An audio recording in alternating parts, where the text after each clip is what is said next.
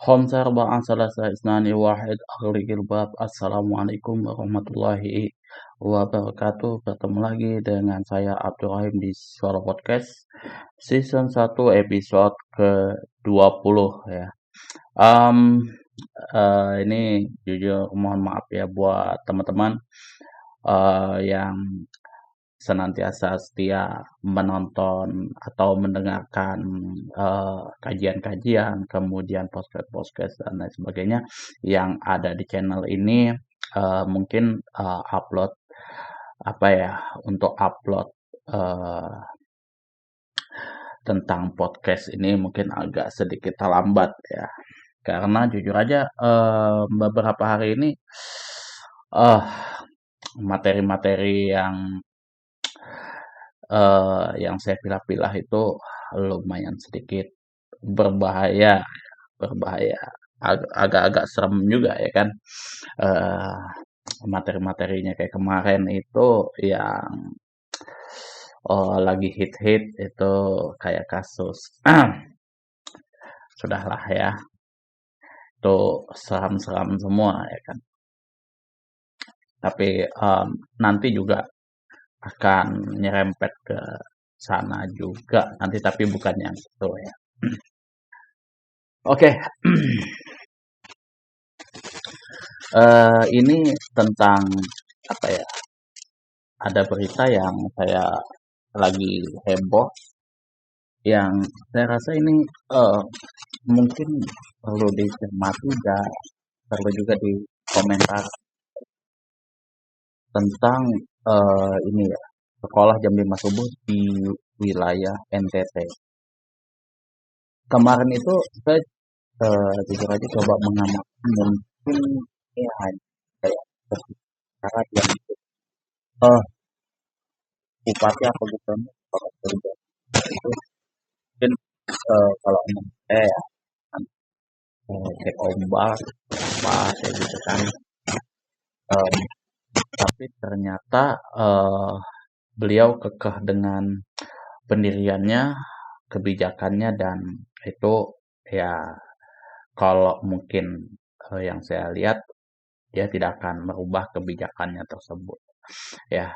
Pokoknya tetap sekolah jam 5 subuh ya.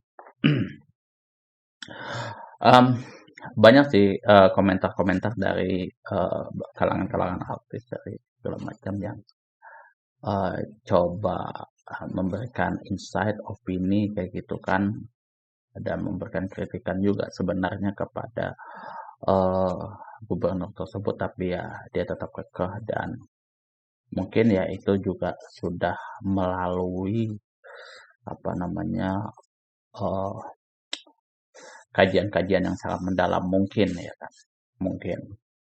Oke. Sebenarnya bisa efektif apa enggak sih sebenarnya, atau mungkin em, memang sudah layak nggak sih kalau untuk seorang anak dituntut sekolah jam 5 subuh ya kan. Kalau yang saya alami kayak gitu ya, itu di dalam ketika saya masih berkecimpung di dunia pendidikan kayak gitu, em, untuk sekolah SD, em, sekolah-sekolah di luar pondok itu kalau menurut saya nggak begitu layak sebenarnya untuk sekolah dan masuk di jam segitu sebenarnya. Apalagi kalau saya tahu sendiri kondisi di pedalaman-pedalaman Kalimantan itu ya sangat sangat sangat tidak masuk akal bagi saya kalau misalkan sampai jam 5 subuh ya harus langsung siap-siap ke sekolah kayak gitu. Tapi nggak tahu saya kondisi di NTT seperti apa. Kayak gitu. Mungkin lebih lagi. Oke, saya coba bandingkan eh, kondisi di NTT sama em, kondisi di NTT dengan kondisi di pondok pesantren. Oke, sebenarnya kalau misalkan kita sekolah jam 5 subuh seperti di apa ya, di pondok pesantren itu sudah sangat layak sebenarnya. Tapi kalau misalkan jam 5 subuh pun sebenarnya gimana ya? Kalau di Kalimantan itu subuhnya sholat subuh itu jam 5 lewat 4 itu. Jam 5 lewat 4 kita eh, sholat subuh. Kalau misal mungkin di NTT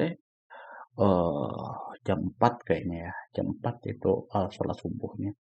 Jadi ya kalau jam 5 oke masih masih masih ini mungkin ya masih sempat kayak gitu. Dan jujur aja kalau misalkan kayak kami di pondok pesantren kayak gitu, em, biasa bangun sih sebenarnya kalau misalkan pada waktu subuh kayak gitu kan karena jujur aja kegiatan kami itu biasanya lepas sholat subuh ngaji Quran, kemudian olahraga, olahraga ada yang sepak bola, bola basket dan sebagainya kayak gitu, mandi baru sekolah. Itu pun belum sempat kepikiran waktu itu ketika saya menjadi apa ustadz di sana selama 1,5 tahun. Kemudian di kampung daerah Badung itu sekolah sampai apa di waktu jam 5 itu ya. Sangat tidak kebijakan seperti itu sih sebenarnya sangat tidak masuk akal kalau menurut saya pribadi itu. Karena jam segitu-segitu tuh uh orang lagi pada ngantuk-ngantuk kayak gitu. Orang lagi pada ngantuk-ngantuknya. Kami yang biasa bangun subuh itu aja itu ya waktu saya jadi pengurus waktu saya jadi pengurus organisasi pondok pesantren Ummu Qura Suyuti itu em, ngebangun nih anak pagi-pagi subuh-subuh kayak gitu beratnya bukan main kayak gitu kan ada aja yang eh, bangun tidur lagi kayak gitu itu untuk sholat subuh aja gitu itu yang memang sudah kewajiban kayak gitu kan itu bukan untuk belajar sih bukan untuk belajar tapi ya untuk itu ya untuk sholat kemudian ngaji pun juga ada yang rebah sendiri ngantuk kayak gitu kan ya sudah resiko itu bukan anak SD ya tapi itu SMP sama SMA waktu aku mondok kondisinya seperti itu kalau misalkan kita di pondok dan itu rutin sudah dilakukan bertahun-tahun kayak gitu dan posisi kita sudah siap ketika kita sekolah di situ apalagi yang cuman baru dadakan kemudian dia kasih kebijakan sekolah jam 5 subuh itu sangat tidak layak menurut aku kayak gitu kan karena posisi otak anak itu belum siap dia untuk menerima pelajaran sedemikian berat di jam segitu. Biasanya mereka refresh dulu, em, ya biasanya ngaji-ngaji apa kayak gitu. Kemudian habis ngaji, em, olahraga, happy-happy dulu, baru jam-jam berapa ya kalau nggak salah kalau dulu itu jam-jam 7 kalau nggak salah baru kami masuk sekolah. Itu pun juga sudah ada yang terlambat. Dan kalau misalkan di pondok pesantren itu nggak jauh-jauh amat ke tempatnya. Kayak gitu. Tempatnya dekat-dekat aja. Karena di depan sekolah kami itu kan ya ini depan sekolahan itu ya asrama kami kayak gitu. Kalau waktu itu saya ada di asrama ini, sorry, eh ada asrama salaf, ada Mapna Jadid kayak gitu kan. Mapna Salaf sama Mapna Jadid yang memang untuk untuk anak-anak baru sama untuk anak-anak lama kayak gitu.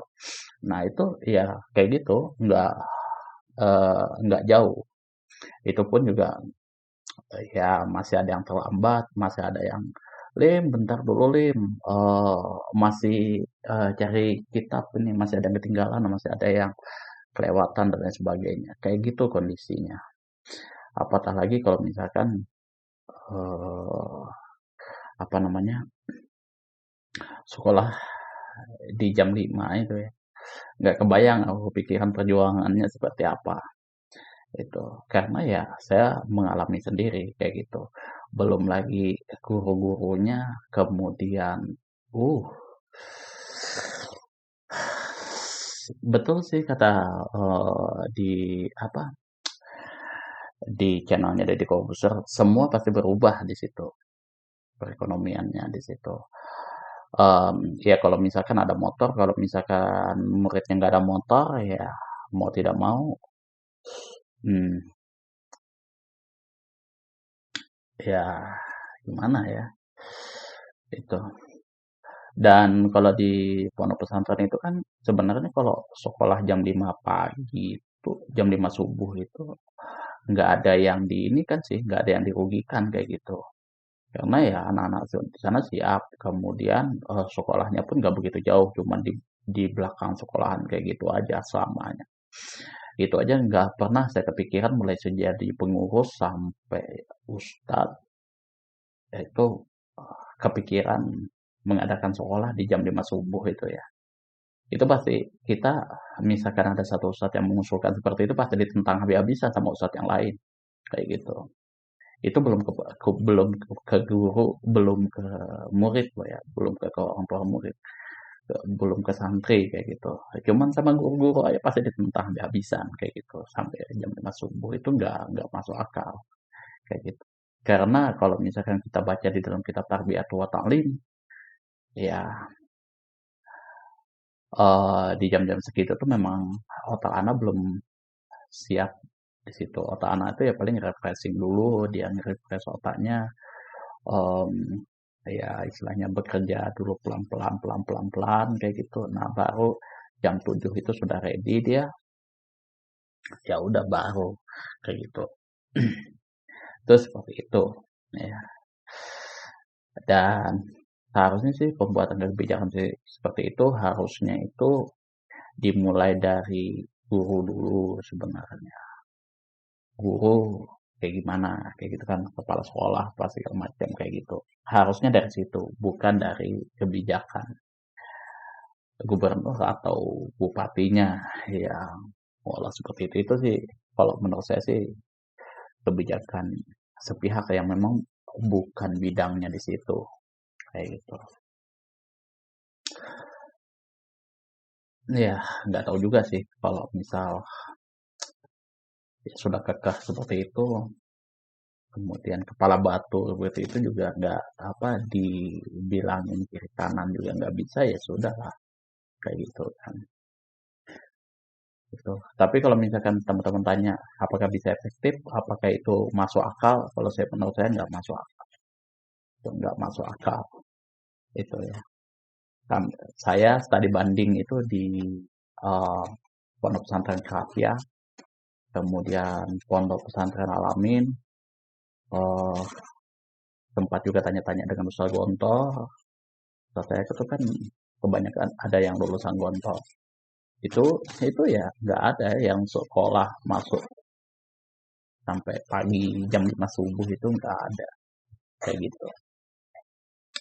Dan em, bukan kami nggak siap untuk terjun bermanfaat ke masyarakat kan, eh, kebijakan itu kan tujuannya oleh gubernur itu kan untuk mempersiapkan masyarakat supaya tidak nganggur, siswa tersebut tidak nganggur, kemudian langsung bermanfaat untuk orang-orang di sekitar. Kami itu jujur aja waktu saya mondok itu eh, begitu lulus sekolah kayak gitu saya pengabdian dulu, pengabdian di desa di Kampung Badung. Saya jadi guru waktu itu di daerah Badung ke perkampungan. Kalau misalkan itu ada lapak, nah jalan kaki naik ke atas apa ke gunung lagi Lapak, Lapak sama apa dusun Pasempah sama Badung. Ya di situ saya ngajar kayak gitu kan. Dan em, kalau misalkan di sana sekolah ya sama. Eh, Tempatnya itu dekat-dekat, rumahnya dekat-dekat kayak gitu. Tapi ya juga nggak ada kepikiran misalkan sampai eh, sekolah jam 5. Dan saya waktu itu begitu lulus ya langsung diterjunkan ke masyarakat seperti itu ngajar di sana kemudian berbau penolong sana. Dan kita itu semuanya itu kalau misalkan seperti itu ya udah siap berterima. Nggak ada pikiran kita mau leha atau apapun. Baru kalau kita sudah kelar begitu sudah mau kita apa dulu kayak gitu. Tuh tuh berjuang baru sampai saya pulang ke Kalimantan tahun 2000. Dan saya mulai dari sekolah begitu suasananya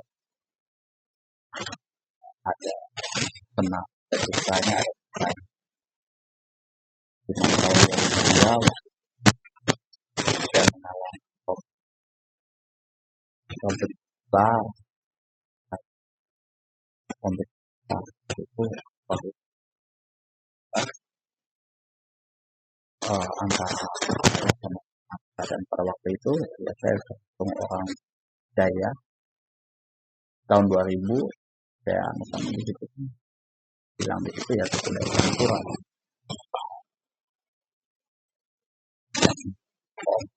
tahu kan kayak pas tahun 2002 nah tambah dan saya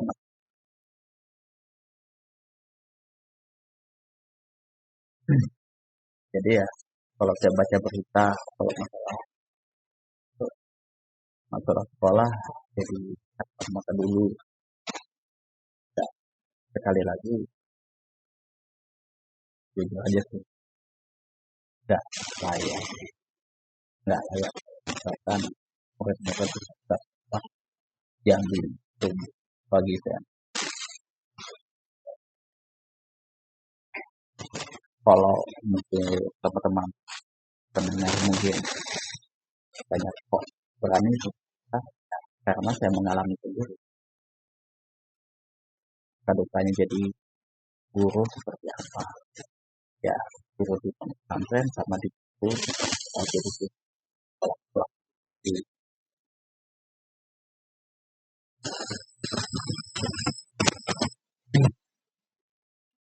kalau koordinator itu dan sekolah dan dari pulang karena di sana nggak tahu siapa tidak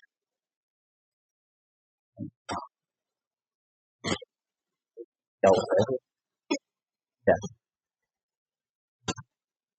tidak kira ya itu saja cara gubernurnya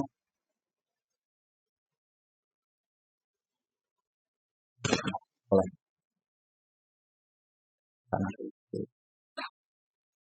tanggal kalau mobil itu seperti itu semua wajib